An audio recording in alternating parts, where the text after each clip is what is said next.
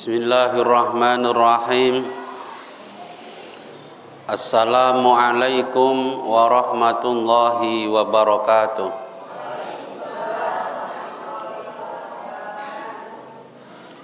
Alhamdulillahi wa kafa. Wassalatu wassalamu ala nabiyil mustafa wa ala alihi wa ashabihi alladina hum ahlu sidqi wal wafa. Amma ba'd. Jamaah Bapak Ibu, sholat isya dan sholat tarawih yang dimuliakan Allah Subhanahu wa ta'ala. Pertama, marilah kita sama-sama bersyukur kepada Allah Subhanahu wa ta'ala atas limpah nikmat dan karunia-Nya, sehingga pada malam hari ini kita sudah sampai pada malam yang ke-17. Alhamdulillahirabbil alamin. Berarti ini tepat malam nuzulul Quran. Kita masih diberi kesehatan oleh Allah Subhanahu wa ta'ala. Kita masih diberi keringanan langkah kaki kita, sehingga masih mudah untuk melangkahkan kaki menuju ke masjid, melaksanakan perintah Allah, yaitu sholat isya. Salawat serta salam semoga selalu tercurah kepada Nabi Muhammad sallallahu alaihi wasallam yang selalu kita harapkan syafaatnya di hari kiamat.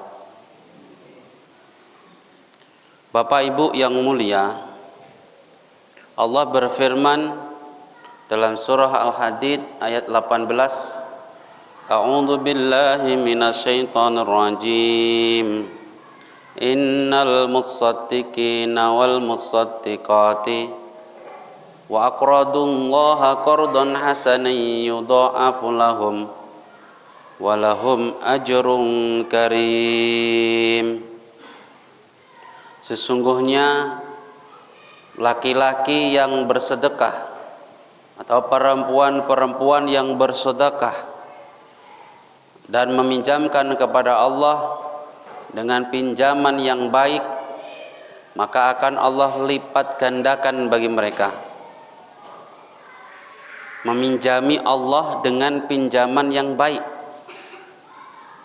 Allah akan lipat gandakan bagi mereka.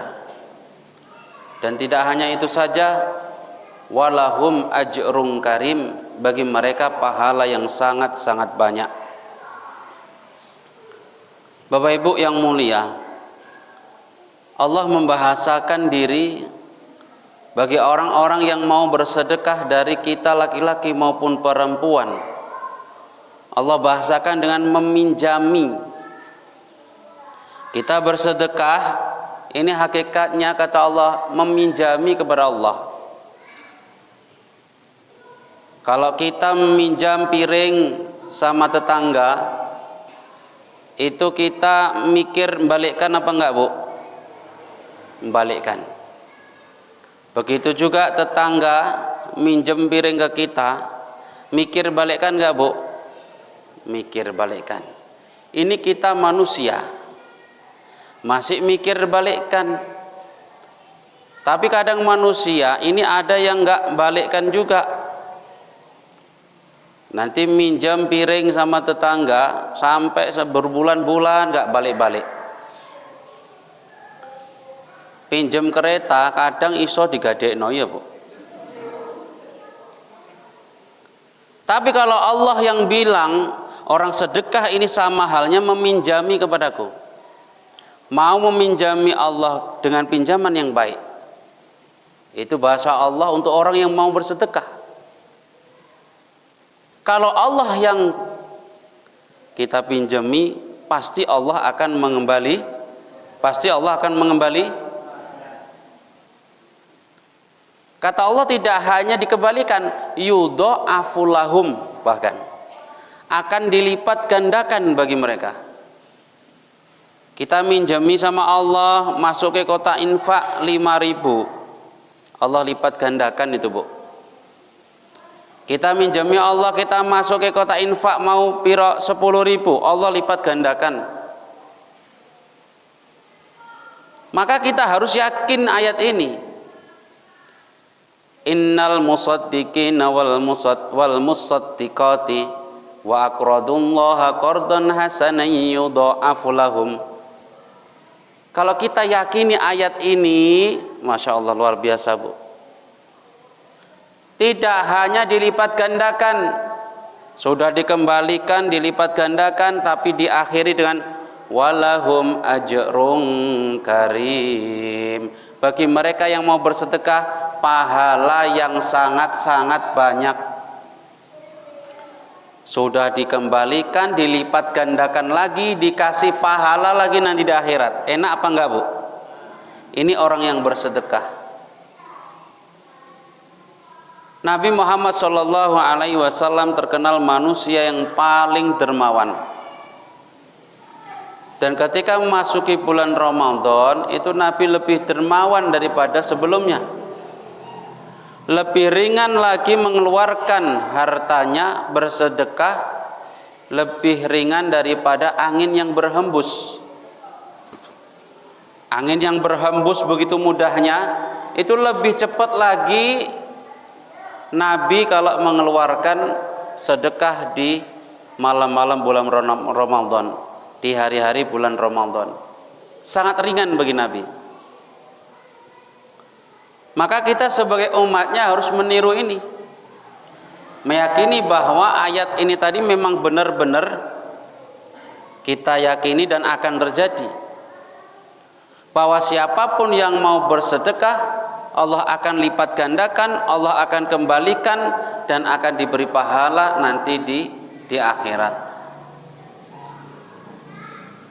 Maka sahabat Nabi Muhammad SAW yang bernama Ali bin Abi Thalib, siapa Bu? Ali bin Abi Thalib itu mengamalkan ayat ini. Suatu ketika pagi-pagi Ali tanya sama Siti Fatimah. Siti Fatimah ini istrinya Ali bin Abi Thalib. Pagi-pagi pulang dari masjid tanya, "Yang apa ada yang dimakan hari ini?" Manggilnya yo Yang. Gak ada Bang. Apapun gak ada. Gak ada Bang. Ada duit. Ada, ini pun cuman 6 dirham. Ini pun tadi duit dari Salman. Dia suruh jahitkan aku bajunya ini. Maka dikasih upah lah, ini 6 dirham. Tapi ini cukup hanya untuk makan Hasan dan Husain. Ya wes lah, sini saya bawa. Dibawa sama Ali bin Abi Thalib. Mau beli makanan itu. Keluar beli makanan, di tengah perjalanan ada orang minta-minta. Mintanya pakai bahasa Al-Quran pula. Siapa yang mau meminjami kepada Allah dengan pinjaman yang baik? Pas pula dengan ayat tadi, wa aqradullaha qardan hasana, dan meminjami kepada Allah dengan pinjaman yang baik.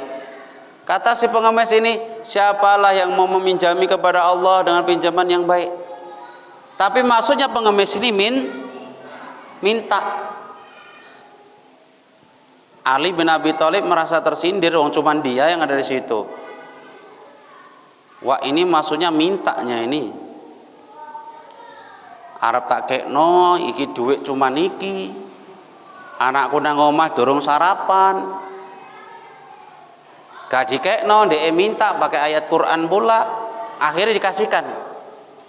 Dikasihkan bukan 1, 2 biji, tapi semua. Dikasihkan sama orang yang minta tadi. Akhirnya balik pulang itu Ali bin Abi Thalib. Balik pulang dengan tangan kosong. Karena duit udah dikasihkan sama si peminta tadi. Dari kejauhan Siti Fatimah nengok. Mana nasi bungkusnya? Kok nggak ada? Pegang apa-apa itu Bang Ali itu? Hancur lah ini, sempat nggak dibelikan, kelaparan lah ini kami.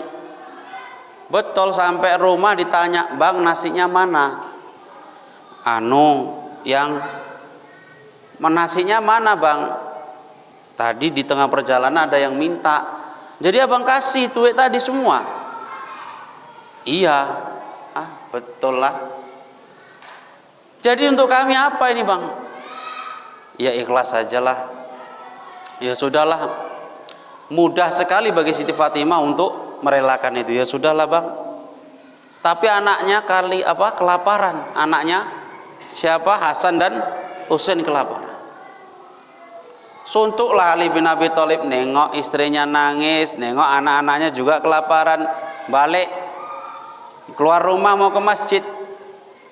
Nah, orang soleh itu kalau suntuk perginya kemana? Ke masjid, bukan ke warung tua.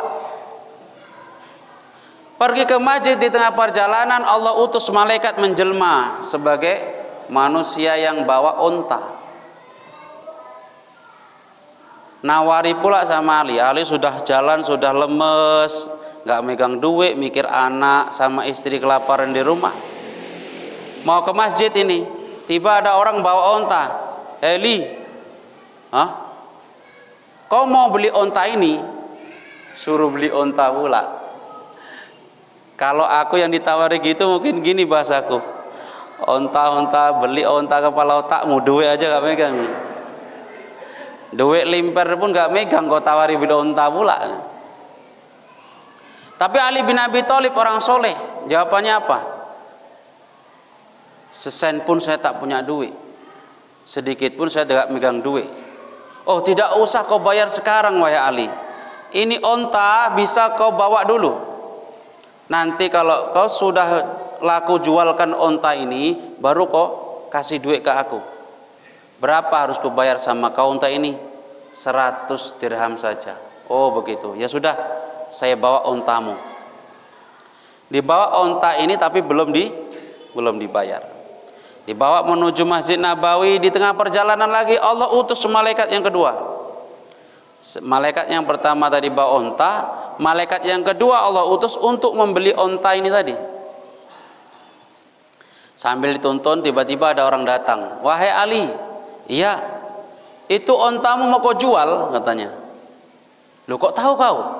Itulah. Aku lagi butuh kali ini sama unta. Kalau orang Medan gitu, tapi orang Arab kok nggak mungkin ngomongnya kayak gitu, Bu. Butuh kali aku sama unta ini. Cari memang ini mau ku pakai kurban apalah. Berapa kau jual itu untamu? Tadi disuruh bayar 100 dirham. Kalau kau jual 150 pun sudah untung ini. Gak usah kau mikir 300 ya aku bayari. Oh langsung dibayari 300. Baru mikir dia ini langsung 300 ku bayari. 300? Ya udahlah nggak apa-apa, udah untung banyak ya kan. Tadi 100 dibeli berapa? 300. Dikasihkan ini unta, dibayari 300. Tiba sampai, dibawa ini duitnya ke Masjid Nabawi. Sampai ke masjid, Nabi sudah menunggu. Ternyata Nabi sudah tahu apa yang terjadi pada Ali bin Abi Thalib. Nabi dikasih tahu sama malaikat Jibril bahwa Ali diuji oleh Allah. Dari mulai dia ada orang minta-minta, sampai ada orang bawa unta, sampai ada orang beli unta, itu semua adalah ujian dari Allah. Tapi bukan prank loh ya, ini ujian dari Allah. Akhirnya Nabi bilang, wahai Ali, engkau yang bilang sama sahabat-sahabat ini, atau aku yang bilang? Engkau saja ya Rasul yang bilang. Kau ngaku saja ya, apa yang terjadi pada aku tadi di perjalanan tadi?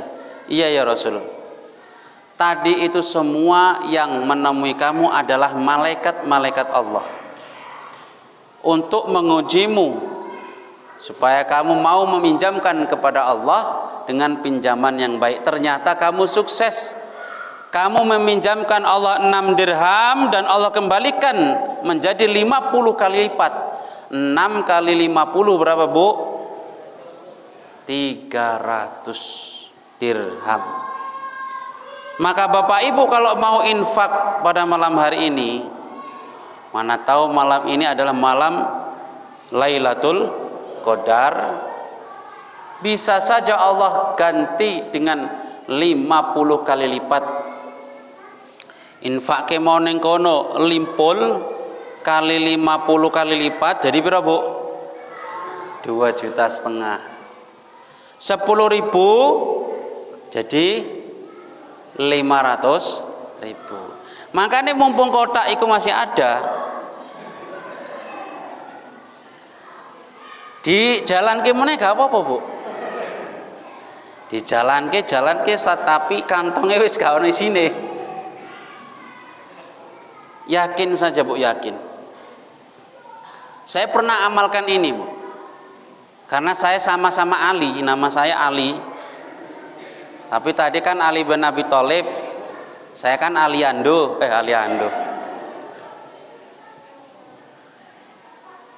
Jadi saya itu pernah dimintai 10.000. Tapi 10.000 itu adalah haji pamungkas, cuman itulah duit saya. Waktu itu saya ingat Kemis malam Jumat, sore sebelum buka, kawan adik saya dari pondok bawa kereta, singgah di pondok kami, rupanya ngeluh minyak keretanya habis. Kak, adik saya bilang, kenapa? Kawanku arep mulih. Lah terus minyak entek. Ya dorong no. Dorong piye isik 10 kilonan didorong. Lah terus maksudmu minta duit gawe tuku minyak? Duit. Ana ancen duit, tapi tinggal iki 10.000. Iki pun arep tak gawe beli bukaan nanti maghrib. Karena aku puasa. Nah iki mbok jaluk tak kekno kowe, ya wis ayo nangis bareng-bareng. Aku ya lesu wetengku. Tolonglah Kak, tolong. Omahe adoh. Ya wis lah, saya ikhlaskan. Saya yakin pasti akan dibalas oleh Allah. Wis tak keno sambil merem-merem, ya Allah ganti. Saya relakan. Akhirnya dibelikan minyak, pulang itu anak. Sekarang aku yang mikir, buka apa engko lagi.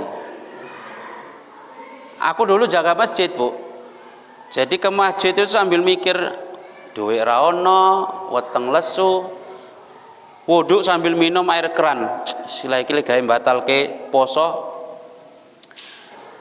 Aku yakin pasti ganti Allah. Siap sholat maghrib tak tunggu di orang ono sing ngenteri makanan ya. Ngarep juga. Lapar loh Bu, lapar betul.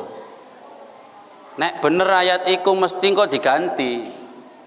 Wis siap maghrib, wis zong gak ono, wis rapopo. Siap isya, ada nisa lah aku. Ada nisa sambil ngelih Bu. Selemas lah, Allahu Akbar, selemas pokoknya. Siap isya, kami sholawatan. Malam Jumat di sana ada sholawatan, ada perjanjian. Abtadi'ul imla bismi dzatil aliyah mustadirun faidul barakati ala ma'na lahu wa aula. Itu di sana gitu. Sholawatan, ya Rabbi sholli ala Muhammad, ya Rabbi sholli alaihi wasallim. Koncoku anak-anak kecil-kecil gini. Tiba nggak lama dengar sholawatan kami di masjid, ada orang bawa kantung resek merah Bu. Dari kejauhan aku sudah berseri-seri mukaku. Oh makanan niki, kayak makanan niki. Makin semangat tuh. Ya Rabbi sholli ala Muhammad, ya Rabbi sholli alaihi wasallim. Makin semangat.